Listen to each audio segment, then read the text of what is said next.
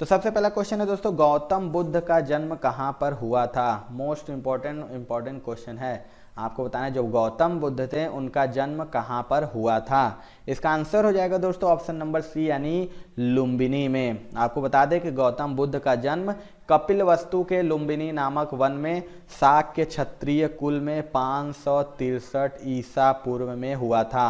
लुम्बिनी संप्रति नेपाल में है। अगला क्वेश्चन देख लेते हैं दोस्तों, बुद्ध शब्द का तात्पर्य होता है। आपको बताना है जो बुद्ध होता है उस शब्द का तात्पर्य क्या होता है। इसका आंसर हो जाएगा दोस्तों ऑप्शन नंबर सी यानी एक ज्ञान संपन्न व्यक्ति। बता दें कि जो बुद्ध शब्द का अर्थ होता है वो होता है जारित या ज्ञान संपन्न, और गौतम बुद्ध को ज्ञान प्राप्त होने के बाद बुद्ध कहा गया और यह ज्ञान बोध गया में प्राप्त हुआ था। अगला क्वेश्चन देख लेते हैं दोस्तों, गौतम बुद्ध की मृत्यु कहाँ हुई थी। जन्म आप लोगों ने देखा, अब बताना है कि गौतम बुद्ध की मृत्यु कहाँ पर हुई थी। यह भी वेरी इंपॉर्टेंट क्वेश्चन है, मैक्सिमम बार एग्जाम में रिपीट होता है। तो इसका आंसर हो जाएगा दोस्तों ऑप्शन नंबर सी यानी कुशीनगर में। बता दें कि गौतम बुद्ध की मृत्यु 483 ईसा पूर्व में मल्ल गणराज्य कुशीनगर में हुई थी और बौद्ध धर्म में इसे महापरिनिर्वाण कहा गया है। अगला क्वेश्चन देख लेते हैं, गौतम बुद्ध के संबंध में कौन सा गलत है। आपको बताना है कि इनमें से गौतम बुद्ध के संबंध में कौन सा ऑप्शन गलत है। तो आंसर हो जाएगा दोस्तों ऑप्शन नंबर डी यानी उन्हें ज्ञान की प्राप्ति राजगृह में हुई थी। आपको बता दें कि गौतम बुद्ध का जन्म लुम्बिनी में हुआ था और गृह त्यागने के बाद बोध गया में उन्हें ज्ञान प्राप्त हुआ था तथा उनकी मृत्यु कुशीनगर में हुई थी। तो इस प्रकार देख लेते हैं, तो उन्हें जो ज्ञान प्राप्ति राजगृह में हुआ था ये ऑप्शन गलत है। अगला क्वेश्चन देख लेते हैं, गौतम बुद्ध को कौन सी जगह ब्रह्म ज्ञान प्राप्त हुआ था। मोस्ट इंपॉर्टेंट ये भी क्वेश्चन है। आपको बताएं जो गौतम बुद्ध थे उनको ब्रह्म ज्ञान प्राप्त कहाँ पर हुआ था। राइट आंसर हो जाएगा ऑप्शन नंबर बी यानी बोध गया में। बता दें कि 29 वर्ष की आयु में बुद्ध ने गृह त्याग दिया था। इसे बौद्ध ग्रंथों में महाविनिष्क्रमण कहा गया है और इसके पश्चात उन्होंने बोध गया में निरंजना नदी के तट पर बोधि वृक्ष के नीचे समाधि लगाई और 8वें दिन वैशाख मास की पूर्णिमा के दिन ज्ञान प्राप्ति के बाद वे गौतम बुद्ध, तथागत और शाक्य मुनि के नाम से भी प्रसिद्ध हुए हैं। आगे देख लेते हैं दोस्तों, भगवान बुद्ध ने अपना प्रथम उपदेश कहाँ दिया था। वेरी इंपॉर्टेंट, जितनी बार पूछा जाए उतना कम है। तो इसका बताना है जो भगवान बुद्ध ने अपना प्रथम उपदेश कहाँ दिया था। राइट आंसर हो जाएगा ऑप्शन नंबर सी यानी सारनाथ में। बता दें कि ज्ञान प्राप्ति के पश्चात बुद्ध ने ऋषि पत्तन, जो कि सारनाथ जिसे कहा जाता है, में उरुबेला में उनका साथ छोड़ देने वाले 5 ब्राह्मण तपस्वियों को ज्ञान का प्रथम उपदेश दिया, जिसे धर्म चक्र प्रवर्तन कहा जाता है और बौद्ध संघ में सर्वप्रथम यहीं से प्रारंभ हुआ। अगला क्वेश्चन देख लेते हैं दोस्तों, जातक पवित्र ग्रंथ है। आपको बताएं जो जातक है वह इनमें से किस धर्म का पवित्र ग्रंथ है। इसका राइट आंसर हो जाएगा ऑप्शन नंबर सी यानी बौद्धों का। बता दें कि जातक ग्रंथ बौद्ध ग्रंथ खुद्दक निकाय का भाग है और ऐसा माना जाता है कि गौतम के रूप में जन्म लेने के पूर्व बुद्ध ने 550 से भी अधिक जन्म लिए थे और जातक ग्रंथों में बुद्ध के इन्हीं पूर्व जन्मों की कथाएं वर्णित हैं। अगला क्वेश्चन देखते हैं दोस्तों, बौद्ध धर्म के प्रचार प्रसार के लिए कौन सी भाषा प्रयोग की गई थी। वेरी इंपॉर्टेंट ये भी क्वेश्चन है। आपको बताना है जो बौद्ध धर्म का प्रचार प्रसार होता था उसमें कौन सी भाषा का प्रयोग किया जाता था। इसका राइट आंसर हो जाएगा ऑप्शन नंबर सी यानी पाली। आपको बता दें कि बुद्ध ने अपने उपदेश तथा धर्म के प्रचार प्रसार के लिए पाली भाषा का प्रयोग किया और कालांतर में अधिकांश महायान ग्रंथ संस्कृत भाषा में लिखे गए और धर्म प्रचार हेतु प्राकृतिक भाषा का प्रयोग जैनियों ने किया था।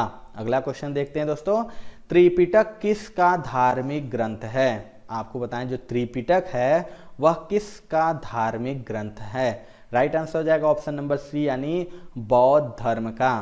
त्रिपिटक जो कि बौद्ध धर्म का धार्मिक ग्रंथ है जिसमें उनके धर्म के नियमों का उल्लेख किया गया है।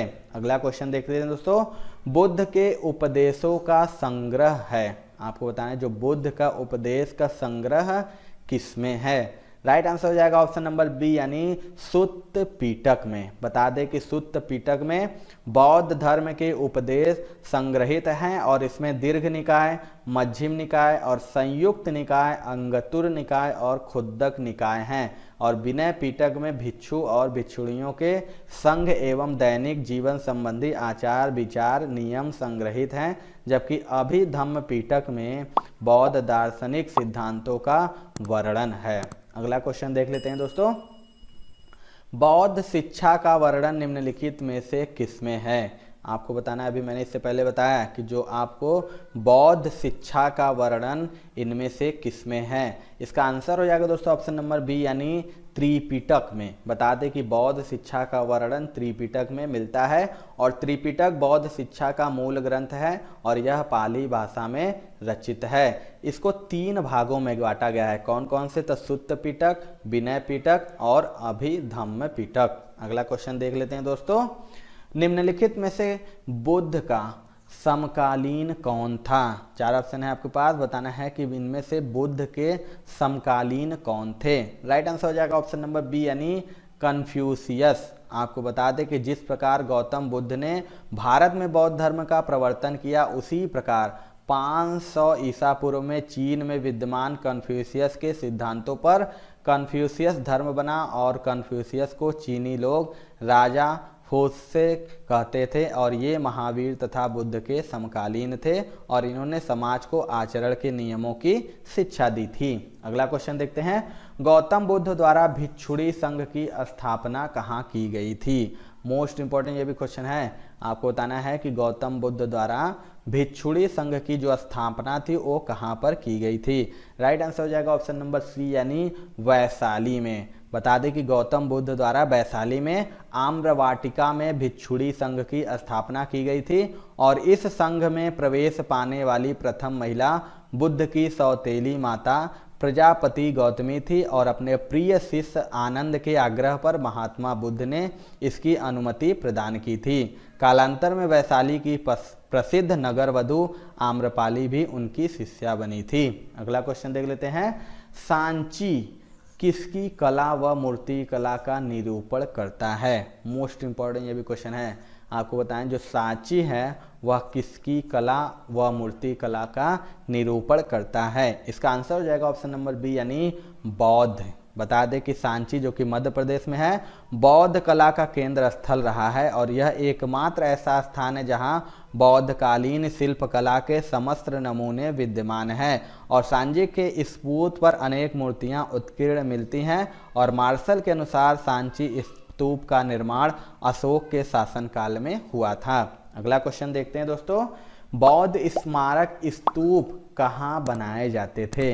आपको बताना है कि जो बौद्ध स्मारक जिस स्तूप होता है वह इनमें से कहाँ पर बनाए जाते थे। तो इसका आंसर हो जाएगा दोस्तों ऑप्शन नंबर डी यानी उपरोक्त सभी। बता दें दोस्तों कि बौद्ध स्तूप बौद्ध के अवशेषों पर, बुद्ध के जीवन से संबंधित स्थानों पर और संघ के प्रमुख सदस्यों के अवशेषों पर तथा बौद्ध मठों द्वारा अर्चना के स्थानों पर बनाए जाते थे। अगला क्वेश्चन देखते हैं। बुद्ध के उपदेशों का मुख्य संबंध था। आपको बताना है कि बुद्ध के उपदेशों का मुख्य संबंध किससे था। राइट आंसर हो जाएगा ऑप्शन नंबर ए यानी विचारों और चरित्र की शुद्धता। बता दें कि बुद्ध के उपदेशों का मुख्य संबंध था। बुद्ध जटिल दार्शनिक समस्याओं में कभी नहीं उलझे तथा एक नैतिक दार्शनिक के रूप में उन्होंने मनुष्य के नैतिक तथा सामाजिक गुणों के विकास पर ही बल दिया था। अगला क्वेश्चन देखते हैं। कपिल वस्तु संबंधित है। आपको बताएं जो कपिल वस्तु है वह इनमें से किससे संबंधित है। राइट आंसर हो जाएगा ऑप्शन नंबर डी यानी कपिल वस्तु भगवान बुद्ध से संबंधित है और बुद्ध के पिता शुद्धोधन कपिल वस्तु के शाक्यगढ़ के प्रधान थे। अगला क्वेश्चन देखते हैं। चतुर्थ बौद्ध सम्मेलन किसके शासन काल में हुआ था। मोस्ट इंपॉर्टेंट ये भी क्वेश्चन है। आपको बताएं जो चतुर्थ बौद्ध सम्मेलन था वह किसके शासन काल में हुआ था। राइट आंसर हो जाएगा ऑप्शन नंबर सी यानी कनिष्क के। बता दें कि बौद्ध धर्म की चतुर्थ तथा अंतिम संगीति यानी सम्मेलन कुषाण शासक कनिष्क के राज्यकाल में कश्मीर के कुंडल वन में हुआ था और इसकी अध्यक्षता वसुमित्र ने की तथा अश्वघोष इसके उपाध्यक्ष बने थे। अगला क्वेश्चन देखते हैं, बौद्ध धर्म से संबंध अर्धगोलाकार अंत्योष्टि संबंधित टीले को क्या कहते हैं? आपको बताना है जो बौद्ध धर्म से संबंधित है अर्धगोलाकार अंत्योष्टि टीले को क्या कहते हैं? तो राइट आंसर हो जाएगा ऑप्शन नंबर ए यानी स्तूप कहते हैं। भगवान बुद्ध के महान परिनिर्वाण के बाद उनकी अस्थियों को 8 भागों में बांटा गया तथा उन पर समाधियों का निर्माण किया गया। इन्हीं को स्तूप कहा जाता है और स्तूप का उल्लेख सर्वप्रथम ऋग्वेद में प्राप्त होता है, जहां अग्नि की उठती हुई ज्वालाओं को स्तूप कहा गया है। अगला क्वेश्चन देखते हैं दोस्तों, आजीवक संप्रदाय के संस्थापक कौन थे? आपको बताएं जो आजीवक संप्रदाय था उसके संस्थापक कौन थे?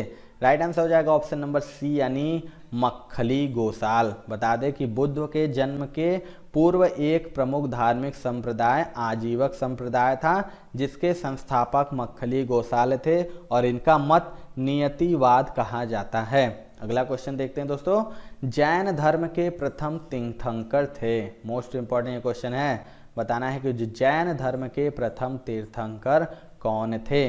राइट आंसर हो जाएगा ऑप्शन नंबर सी यानी ऋषभदेव। बता दें कि जैन धर्म के प्रथम तीर्थंकर ऋषभदेव थे और पार्श्वनाथ जैन धर्म के 23वें तीर्थंकर थे, जबकि महावीर स्वामी 24वें एवं अंतिम तीर्थंकर थे। अगला क्वेश्चन देख लेते हैं दोस्तों, महावीर ने कब निर्वाण प्राप्त किया था? आपको बताना है कि जो महावीर थे उन्होंने कब निर्वाण प्राप्त किया था? राइट आंसर हो जाएगा ऑप्शन नंबर सी यानी 527 ईसा पूर्व।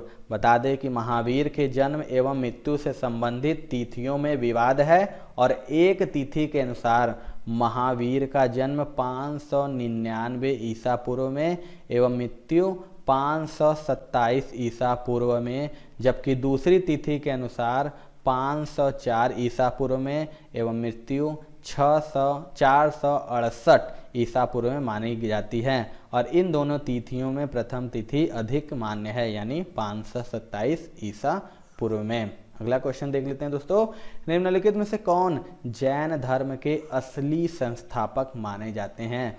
वेरी इंपॉर्टेंट ये क्वेश्चन है। आपको बताना है कि जैन धर्म के असली संस्थापक कौन माने जाते हैं?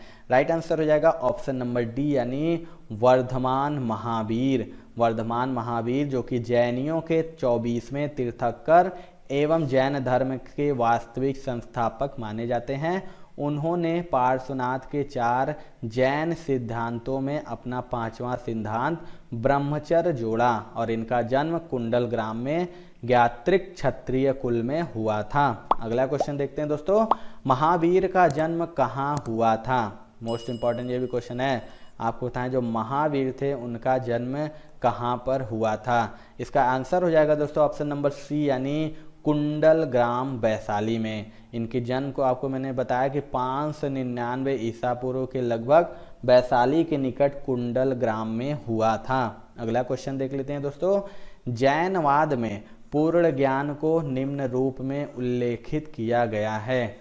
मोस्ट इंपॉर्टेंट क्वेश्चन ये भी है। आपको बताएं जो जैनवाद है उसमें पूर्ण ज्ञान को किस रूप में उल्लेखित किया गया है? तो इसका आंसर हो जाएगा दोस्तों ऑप्शन नंबर सी यानी कैवल्य। बता दें कि जैनवाद में पूर्ण ज्ञान को कैवल्य की संज्ञा दी गई है और महावीर के विषय में कहा गया है कि 12 वर्षों की कठोर तपस्या व साधना के पश्चात जुम्भिक ग्राम के समीप ऋजुपालिका नदी के तट पर 1 साल वृक्ष के नीचे कठोर तट के उपरांत उन्हें कैवल्य प्राप्त हुआ और कैवल्य प्राप्ति के पश्चात वे केवलीन, जिन, अरहत तथा निर्गंथ कहलाए थे। तो ये थी दोस्तों आज की वीडियो। आपको वीडियो कैसा लगा कमेंट सेक्शन में जरूर बताइएगा। वीडियो पसंद आया होगा दोस्तों तो एक लाइक जरूर कर दीजिएगा और चैनल पे हमारे नए हैं तो चैनल को सब्सक्राइब करके बेल आइकन जरूर दबा लीजिएगा।